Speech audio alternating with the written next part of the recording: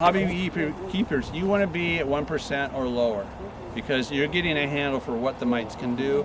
If you look at the Honeybee Health Coalition, their recommendations are 2% in the spring, 3% in the fall. Those are commercial beekeeper, experienced beekeeper levels. Okay, and the reason for that is above those infestation levels, you start to get a negative impact on the colonies. They can't handle it for a typical 50,000 bee colony. Okay. So the reason it's 2% in the spring is the population is building. You want to have a lower threshold there because you know it's going to get worse into the summer. Okay. In the fall it can be higher. It normally is because that peak in population has occurred. You're going to have more mites, and so you can treat and knock that level back down below 1%. Okay. Going into winter, you want to have a really low mite count. You want to have 0 if you can get it. In the middle of winter, you can treat with oxalic acid when there's a broodless period, and if there's any residual mites in there, that'll take care of them. But the best thing to do is to get the levels low at the end of summer, going into fall. We want to check again in September, say late September. Yeah, final check. I check first thing in the spring after winter allows me to get into them. Yeah. Very first thing I do, I check then to see where they're at, and then I check before the honey flow, typically in April to May, and then I check after the honey flow, which is right at now, okay, end of July, and then I check before I button everything up for the winter, see where they're at. So I do 4 a year, and that's minimum. If you treat at any time and it doesn't coincide with one of those 4 times that you treat, check at the end of that treatment to see if it was effective. Now, each treatment has a different length of time? Yeah, it would depend on the treatment, but I would say once your treatment's ended, wait about a week, then go in and sample and see what they look like. But then you like oxalic acid would kill them that fast. Well, the deal is that you're going to wait for that treatment to go away. If there's any living mites still in there, you want to see that. And this sticky board, you know, it'll tell you what you've killed, but it won't tell you what's in the brood. That's the bottom that you slide in and out. Yeah, it's not. It won't tell you. If you see them on there, you're pretty infested. Well, or you might. No, you know, if you see them on the board and you've treated, you might have killed them all. The whole idea is your test occurs on the living bees. Right. Okay, and then the other thing, like I said before, is that half your, you know, in this midsummer, you're going to have a high brood population and a high bee population. You're going to have maximum breeding ground for the mites. So what you see on the bees by the wash, if you've got a lot of brood in here, you're going to double that amount because they're going to be in the brood too. You just can't get at them with your test. So it's being aware of the time of year that you are testing and then extrapolating from that. If you're late fall, you're not going to have a lot of brood, so your test is going to more reflect the actual number of mites in there. Early in the year, before they've started to rear brood, same way. You've got mostly bees and not a lot of brood, so the mite counts are going to reflect the actual numbers more. But as your population grows, you get more brood, you're going to close to double that number. I mean, Dr. Sagili has done a deal where they've counted the bees and the brood mites, what's inside of the colony, basically counted every mite and where it came from. And over half of the mites in the peak of brood rearing, upwards of 60%, are in the brood. So you're not going to see them in your test. They test about once every 4 to 6 weeks, but that's just me. So, just looking at these 2 boxes here, what do you see going on here? There's bees flying around underneath. Okay, this has got honey in it, and there's bees in it. These might be some other bees that are checking it out. Yeah, I see that. Okay, but you're not seeing that so much here. These bees are still on top. This is most likely where our brood is at. So, and we've got overcast now, so our bees might get testy. So anyway, so we know that that's primarily food. Okay, a little bit of brood. So they specifically do not like overcast? Or Yeah, good question. No, I'm just making you aware that some bees will react to that. Okay, yeah, like if it's overcast and it's 7:30, it's time to get out of the bees this time of year. If it's not overcast, you can work right up to sunset. But because it darkens more, the bees perceive that as being closer to sunset, especially if the sun's not available in the sky or it's blocked by trees. They will get more irritable and they may start banging you. So that's, see, I got, there's one right there. This guy's a guard. He's going, and you're who? Do you know the secret password? Yeah, do you know the secret password? Yeah. Shake my backside. I've tried that. It doesn't work. So anyway, look, I just drove them around the perimeter. Okay. So that frame was pretty much empty. Okay. This one's got pollen on it, and this side's got more pollen, and yep, more pollen. Is that right? I got a question. I've noticed these here where they're hanging on to each other. I know, right? That's like I only looked at the top. And I had that in my, when I was doing an inspection, between the frames when I had them separated more, there were like several bees stuck, hanging on each other and made a bridge. Called festooning. Look at all that Oh, fruit. is that? I think that's what I did from the tied up my parents. I didn't see Why, anything why about So we did they got- do that? that. You got emerging brood, Okay, thanks. and not a lot of cap brood. Okay, the middle portion of it is pretty empty with no eggs in it. Okay, but the outer portion is emerging brood. So they reuse the cells. Oh yeah, over and over, Okay. over and over. They spin a little, real thin cocoon when they're in there, Yeah. and after I read it, it's like 10 or 15 generations. It's now too small for them to raise a bee. So that's why you should change out your frames every 2 or 3 years. So anyway, so that's a brood frame that is kind of empty except for the edges. Okay, so they're letting that hatch out and they're going to start backfilling that. So that tells you that they're ramping down. So they're backfilling with what? Honey. Oh, okay. Remember, they're a hoarding insect. They will hoard pollen and hoard nectar and make honey out of it to make it through the winter. And that's, they love to do it. Yeah, that's okay. I just don't want to get it too close.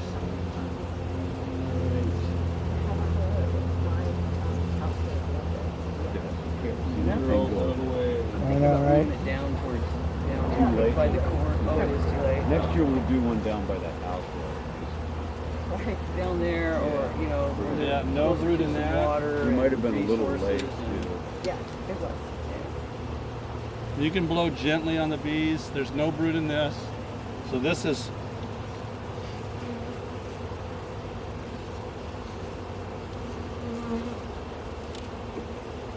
They're sure paying a lot of attention to it without brood being in there. well, they're all over it. I mean, the bees have got to be somewhere inside the colony. Yeah. Okay, so they're going to hang on frames.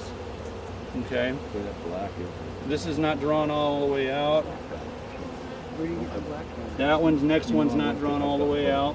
So I can understand why the bees have got brood up in here in these couple frames, is that there's just not a lot of real estate down here for them to use.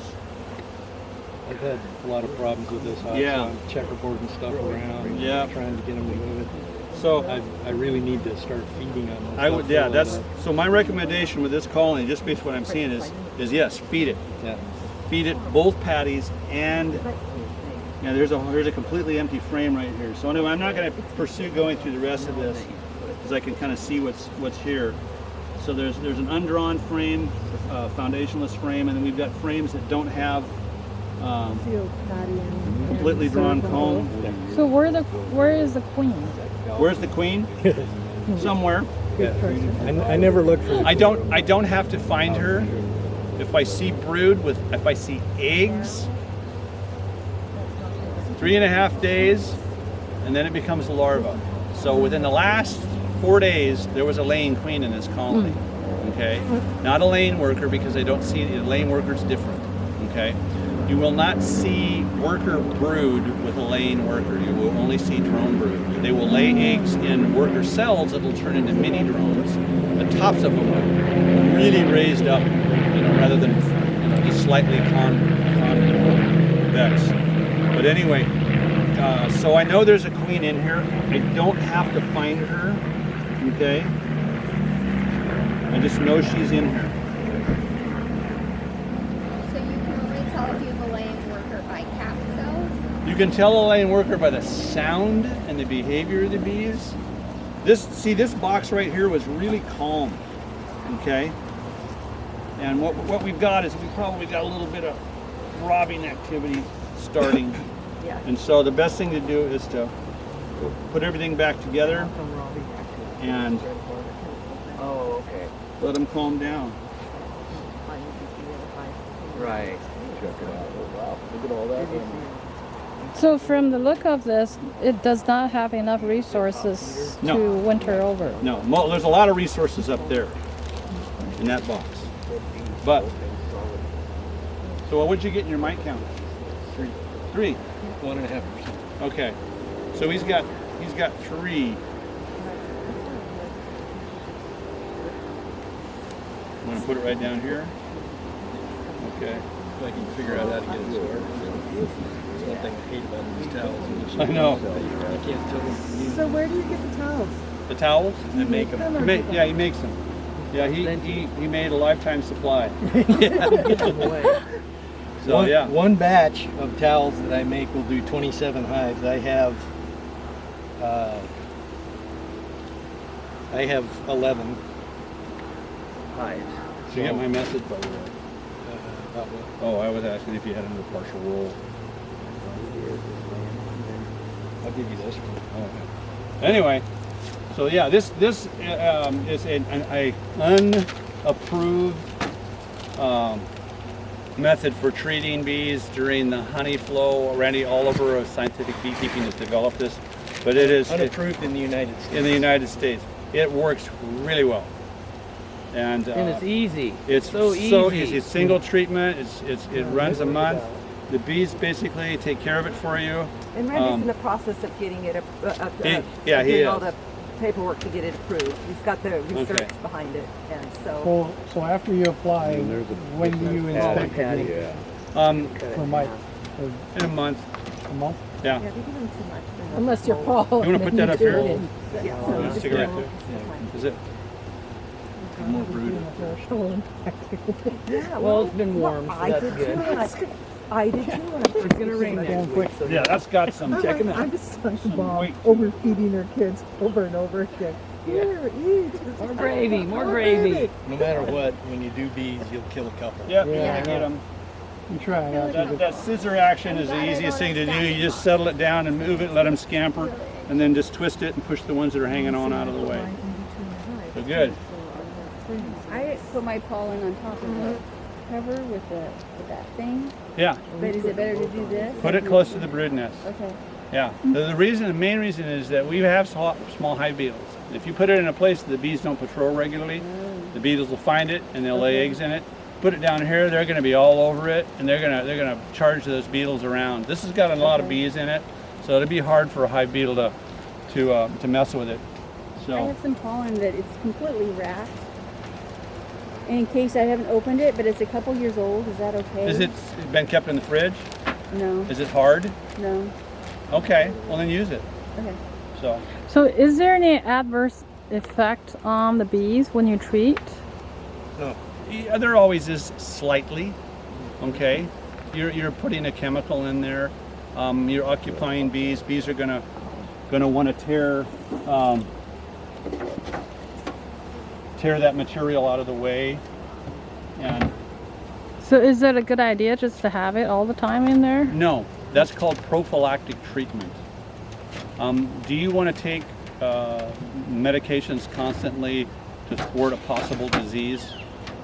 Or would you rather be diagnosed and have it prescribed and then not have to take it after I do things? now. Well, it's like taking antibiotics. Right. Oh, If right, you're right. constantly ingesting antibiotics, your Right.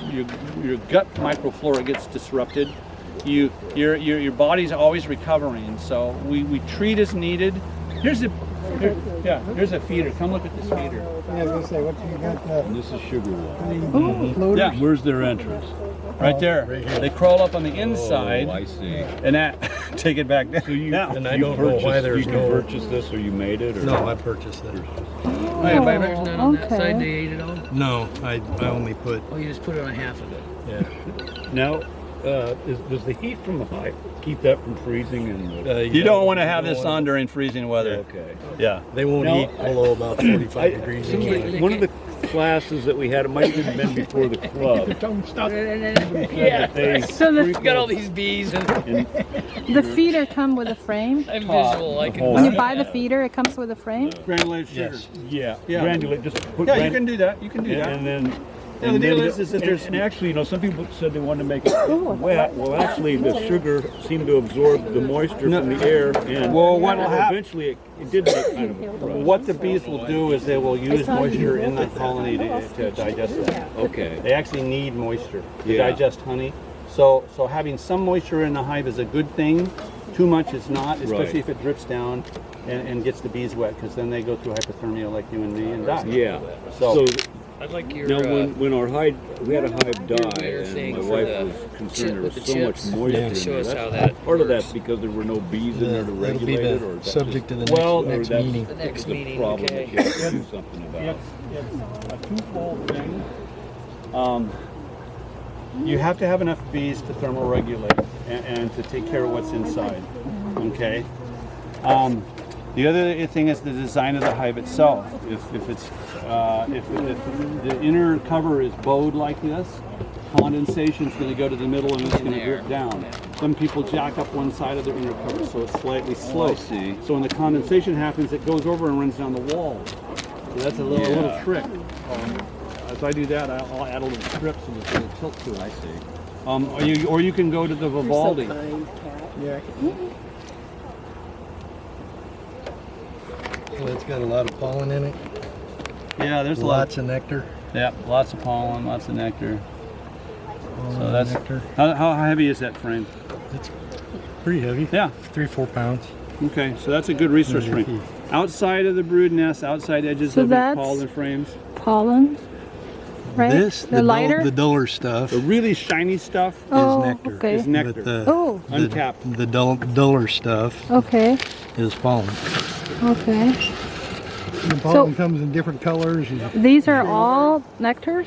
Yes. It On won't the be all edges? even, it'll So all be of that's different nectar. heights. All of this is nectar. Well, not So all of it, but you see the pollen does in the it. nectar turn to honey? Yes. Yes, the bees dry it out. Okay. That airplane I seen last night, Jim, that was probably going to that air show. It was a real different kind of plane. This is another nice heavy hive or a frame. Oh, Some yeah. honey cap. A lot of, Look at that. see, they're just starting to cap that. Mm-hmm.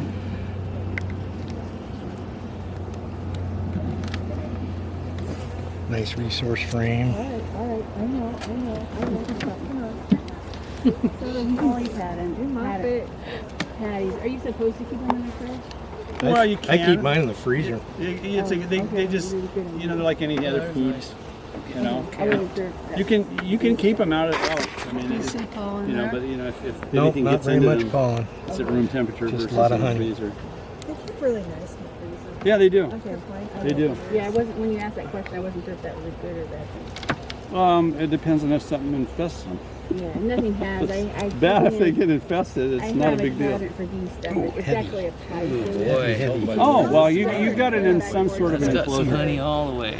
Okay. That's going to be nice. So they start from the center and work their way out. You looks never like. know. Well, this one's working the outside. Yeah. Center's empty. Oh, I mean the frame wise. They work the center frame first and then they fill. Typically, they'll Yeah. build it out in the center. Remember where you are. You're standing in front of front doors. You're Oh. right in front of this colony's front door. Yeah. So just if you can, back here, we can yeah, come around the rotate, back. too. Come around the We can back rotate. side and Right where I am, you can so see it good. so this is a honey storage frame. This is a honey storage. Okay. So let's pop this whole thing off. Yeah. Seeing much pollen? fair amount of pollen. Okay. Sorry. Let me look through a couple more. I'm not seeing any brood, That's okay. and I'm not really expecting to up here. No. This is the above one, right? This is more Yeah. extra. So the reason that this box had brood on top and not down below is the condition of the frame. The frames on top are drawn out. So the queen's going to go where she can lay eggs, and so she got up in there and she laid eggs on a couple frames up there. So she can still, if this gets fed syrup, they can draw those out. Okay. You can take this bottom box, rotate it to the top, and put a top feeder on it, and then I'll probably rotate these in yeah. September. I'd rotate this one sooner and feed it. That way they can draw those frames Yeah, out. I'm gonna feed the crap out of it. Yeah. I need a feeder though. Okay. What about the mason jar feeders with sugar water? Yeah. Is that effective Say that instead again. of the mason jar feeders with sugar water? The only time, the only problem with they're called a Boardman feeder that Yes. slips in the front is the robbing. If you put them in, I would put it here and I would block the entrance off all the way over to there. I leave maybe an inch or less on that side because the robbers can come right in and get in that feeder and go right out. Versus having to go through the hive to get into a top feeder or a division board feeder that like lays in like the frames do. So if you put one on the front like that, block your entrance, make the bees come in on the other side. That way guard bees can pile up against that entrance and keep the robbers from getting in there. It makes it easier for them to defend. What kind of feeder then is best? I like a top feed. Well, there's different kinds of feeders because people do different things with them. It's the best feeder is the right one for your application. So, you know what I mean? You know,